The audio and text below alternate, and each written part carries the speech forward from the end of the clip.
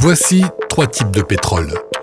Et leurs différences permettent de mieux comprendre l'intervention américaine au Venezuela. C'est un brut extra léger, il est très fluide et surtout, vous voyez, il n'est pas noir du tout, il a la couleur de l'eau. Ça, c'est un brut conventionnel, un brut moyen, donc il est noir et il est très fluide, conditions ambiantes. Et puis donc celui-ci, qui reste collé au fond du pot, ça c'est un brut pétrolier extra lourd.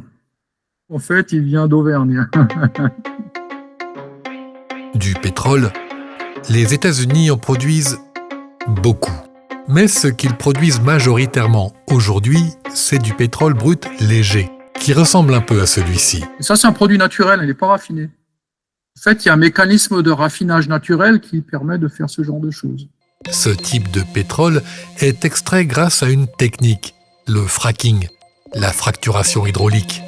En gros, on ouvre des micro-fissures dans des roches très peu perméables pour que les hydrocarbures puissent s'écouler vers un puits. Ce procédé très polluant a fait bondir la production de brut aux États-Unis. Grâce à ça, les États-Unis sont devenus les premiers producteurs mondiaux. Mais ils ont un problème.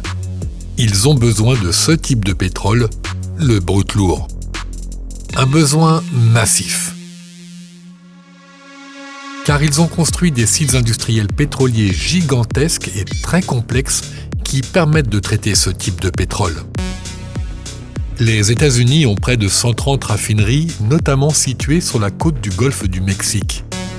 Et beaucoup ont été conçues pour traiter du brut lourd importé historiquement d'Amérique du Sud via de grands ports.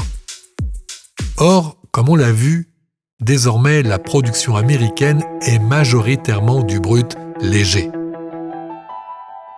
Alors question, pourquoi ne pas adapter les raffineries de brut lourd pour qu'elles traitent du brut léger, puisque les États-Unis en produisent tant? Pour les Américains, c'est pas intéressant de modifier les raffineries parce que tout simplement, lorsqu'on construit une raffinerie pour un type de pétrole, on peut pas la modifier après. Si vous voulez la modifier, il faut la déconstruire et la reconstruire.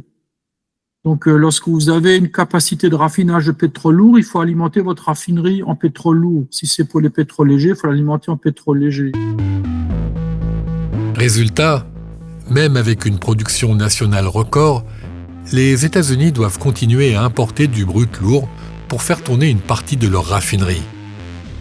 Direct, indirect, induit, près de 11 millions d'emplois en dépendent. Pour faire tourner leur industrie pétrolière, les États-Unis doivent importer environ 6 millions de barils par jour. À 70%, il s'agit de brut lourd.